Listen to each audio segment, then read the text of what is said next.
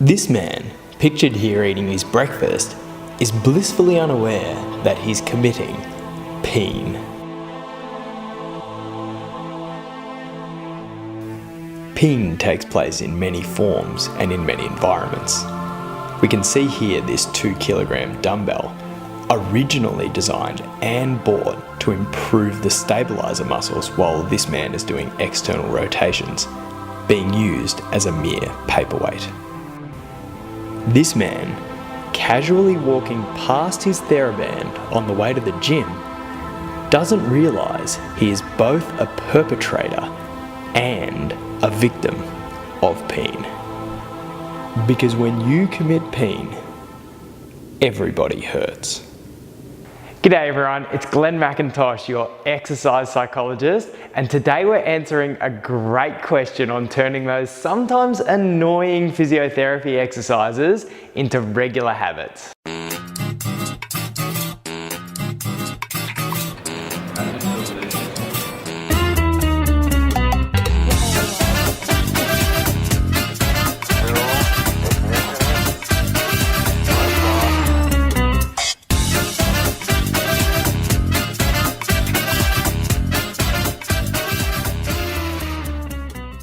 Hey guys, welcome to Thursday Therapy. I hope you're doing well. We're doing really well. I just got back from Sydney. I was doing some workshops with some high-performing professionals from Core to Mentha, which was really interesting, a bit different for me, but that was really cool.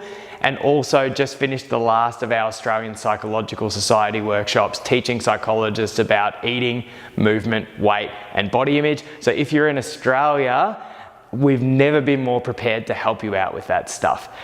I'm really excited to answer this question today. We've had some pretty heavy questions. You know, we were talking a while back about how to deal with fat comments. We've been talking about health at every size and bariatric surgery. So I thought we'd kind of just lighten it up and answer a question that really applies to almost all of us at some point.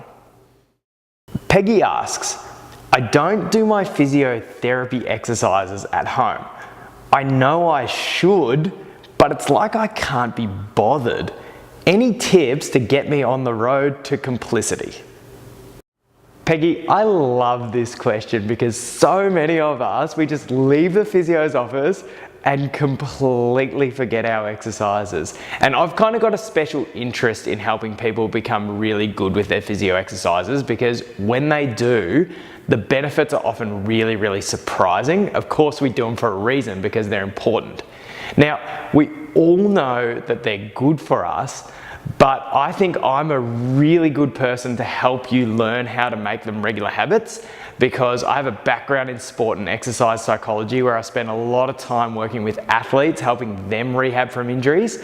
And I kind of applied these ideas to myself as well, and I am a total physio's dream. I joined a new gym a few months ago and one of the PTs said to me just recently, Glenn, you are the most compliant person with your physio exercises because I do them before the gym.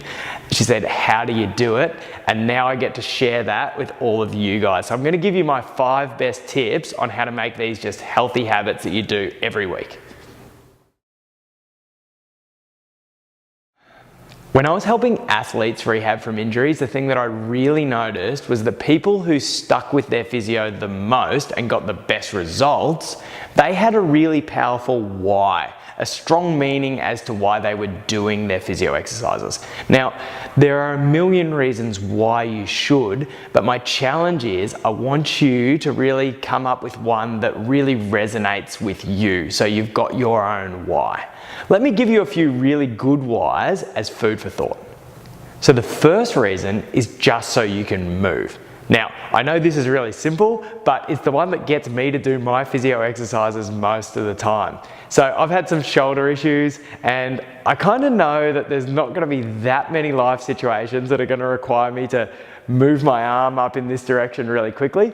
But just knowing that I can't do that very well, it kind of irks me and that motivates me to do my exercises. It's not only about moving though, it's about moving with ease. My physio, Tom Barton, when we're going through our physio exercises, I sort of said to him, I'm doing this and I feel like I can move a lot easier. And he said, yeah, Glenn, when you do this, you feel 10 years younger, and you do. People put that on just getting older, or they put that on their weight, but Tom's helped me. I've been the same weight the whole time, and Tom's helped some of my really big clients be able to move a lot easier.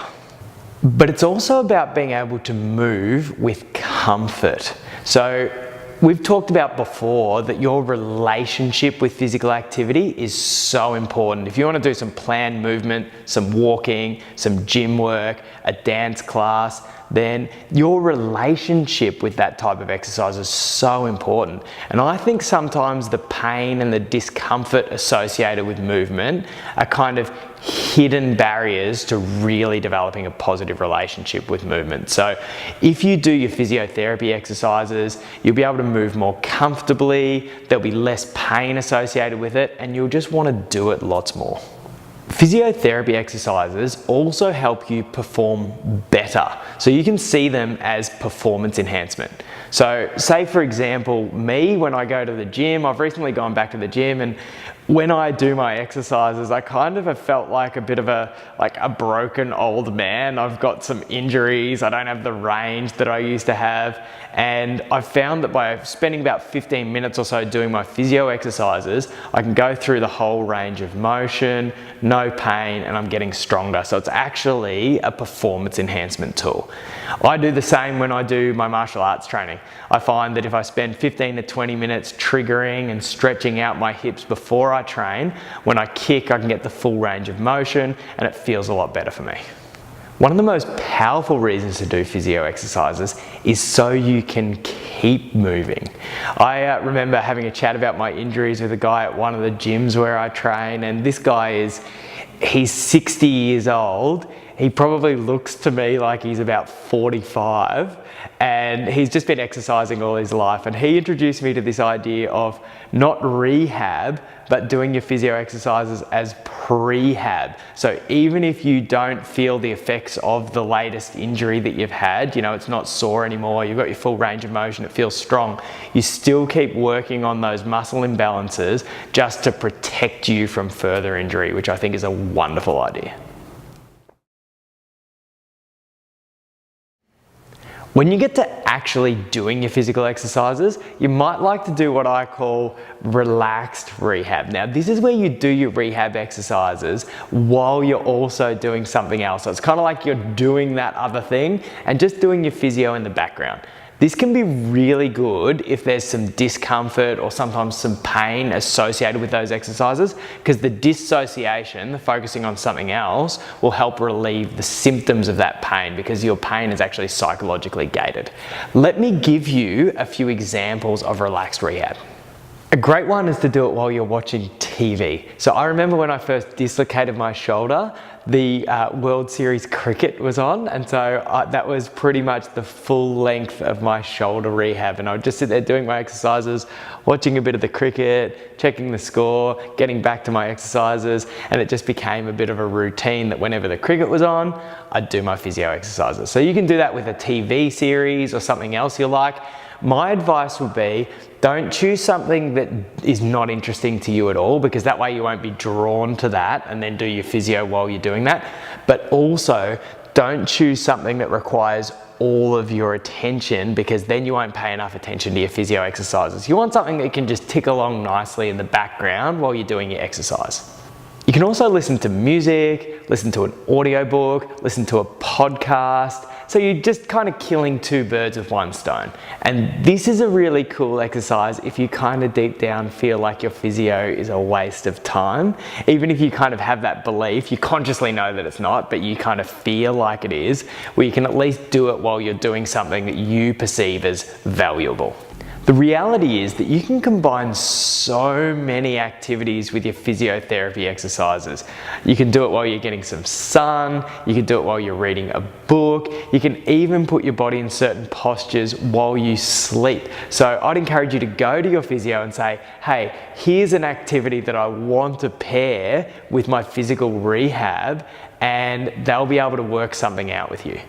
The really cool thing, without getting too psychologist-y about it, is that these cues then become conditioned stimulus for creating habits. So you'll go to watch that series on TV and you'll automatically go for your spiky ball, or you'll put that podcast on and you'll automatically pick up your dumbbell and start doing your exercise. So that's when it becomes a habit, and that's where the real magic happens.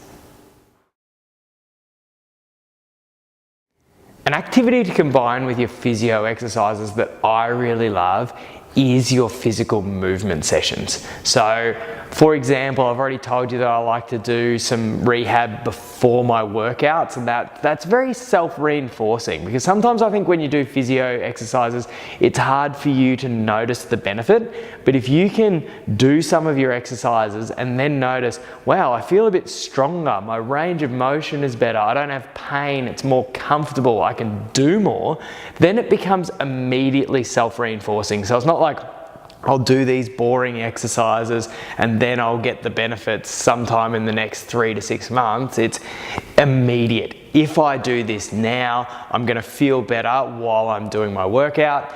You can also do it in the middle of a workout, which is a really cool thing to do. So for example, when I had to get shoulder surgery on this shoulder, the physio said to me, look, Glenn, you can't really do any intense exercise, but you can do these little exercises. And they would take me up to about an hour to do, but just doing an hour of physio exercises is a little bit boring. So what I decided to do was do the only other thing that I could, and I would walk along the river, and I had these sort of 5 or 6 points along the river where I'd do a couple of minutes of physio exercises outside and kind of break it up that way.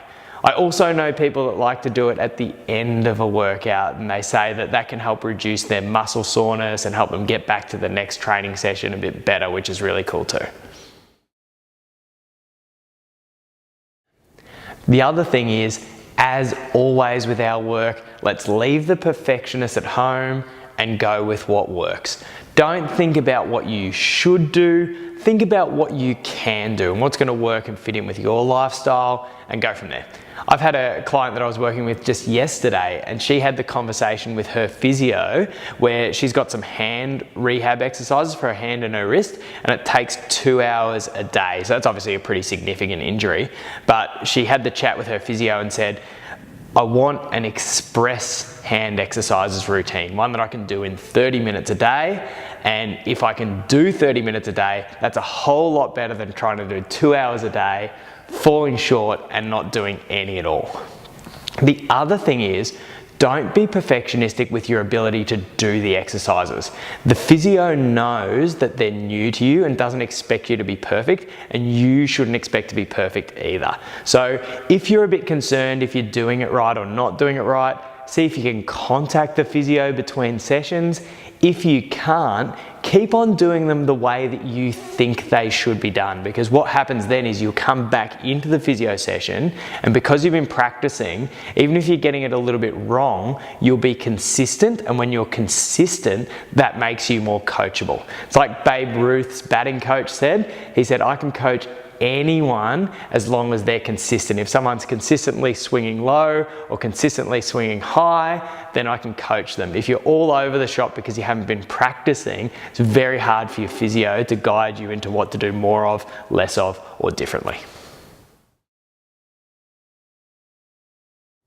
The last thing that I want you to think about is getting the support you need. You don't need to go it alone. It's not just all in your head. It's not just up to you to motivate yourself. Humans, we're social creatures, and we do better with the support of other people. The first point of call for your support is the physiotherapist. Physiotherapists are the most trained in this area, and you can sort of see your physiotherapist for your body the same way you would see your psychologist for your mind. So if you think of your body as like a car, you can see your physio when it breaks down. You can see your physio for regular servicing, which is good to do as you get older. And you can see your physio for performance enhancement if you want to kind of supercharge your car.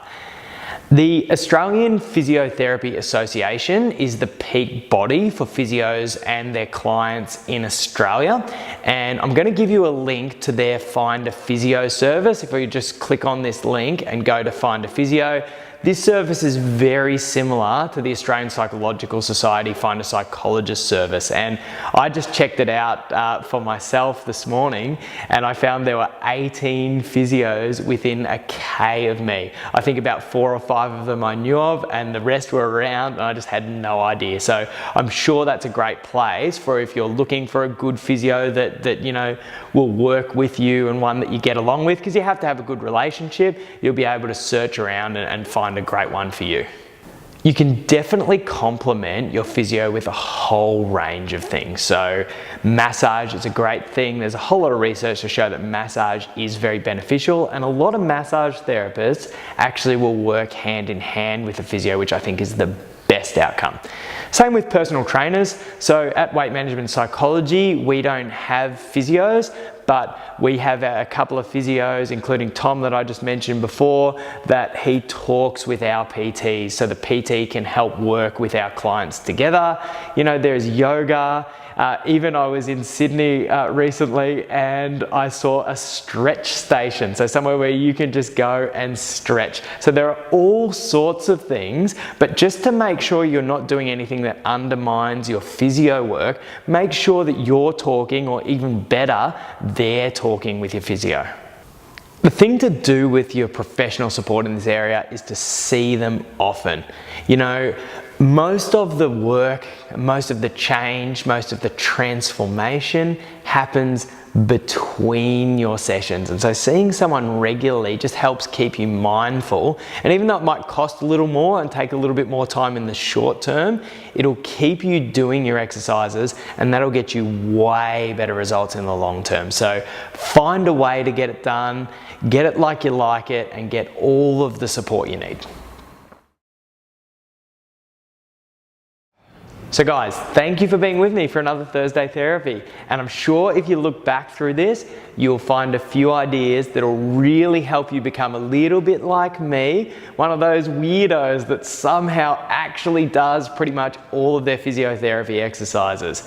If you like this video, let us know. We'd love to hear your comments on what's useful for you, and definitely share this one. We all know somebody at different times who really struggles to do their physio exercises, but if they did them, that would really help. You may also want to share this with your physio or with any physio friends you have. I'm sure if they share it with their clients, it would ease this challenge for everyone, which would be pretty cool.